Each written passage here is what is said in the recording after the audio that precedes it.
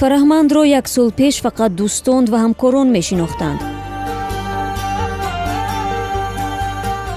ҳоло дар душанбе ба навори тарғиботии консерташ менигарад ва ба омади бахташ тааҷҷуб мекунад.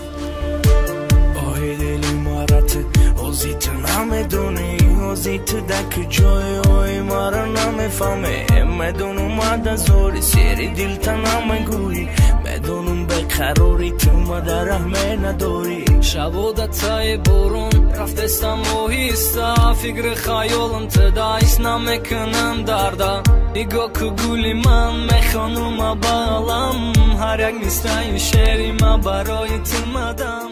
این هم همان ترانه است که 8 ماه پیش در شبکه یوتیوب نشر شد و 6 میلیون نفر طرفدار داشت. روی فرهمند رو به صحنه باز کرد. راستی گپ من باوری هم نداشتم، در دورترین گوشه تخیلاتی من نبود که ترانه آه دل زاری من چنین موفق می شود.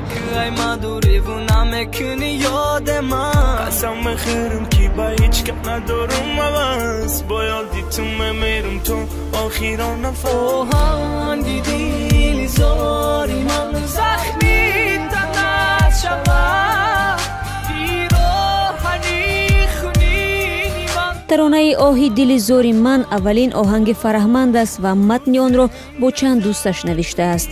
با گفتش ژانر خاصی را برای آفریدن آن معین نکرده بود. بر این نظر است که از آمیخته چند رویه یک چیز خاص به وجود آمده است.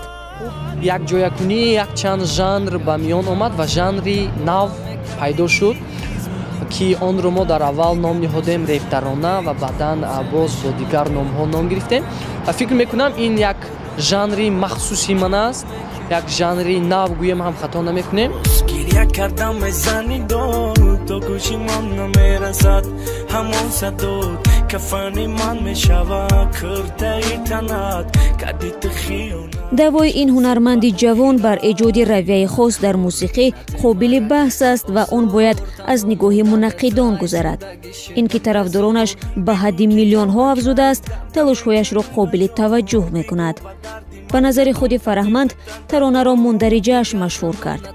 هر کس در آن سرگذشت خود را دیده است. به فکر من سری موفقیت این ترانه در آن است که عاشقی است. ما یک چند تاریخ ها رو مثلا حکایه ها رو انا گویم سرگذشت ها رو یک تا کرده، یک سرگذشتی بافته ساخته.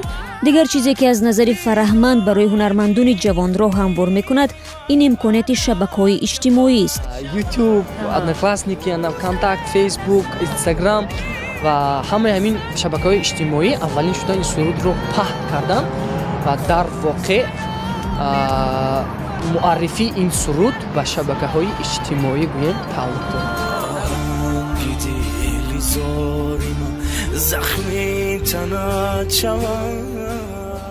فرهمند کریمов ҳоло донишҷӯи курси 4-уми донишгоҳи техникии тоҷикистон ба номи академик муҳаммад осимӣ шаҳри хуҷанд аст. дар театри тамошобини наврас ба ҳайси ҳунарманди театр фаъолият дорад. ин тарона соли 2017-ро барои ӯ соли муваффақиятҳо кард ва роҳи ӯро дар ҷодаи санъат боз намуд ва ба ҳаводоронаш низ таманно мекунад соли ҷадид барои ҳар якашон соли комёбӣ бошад. سربلندی ها، بردباری ها و پیشروی ها رو تمنا دارم.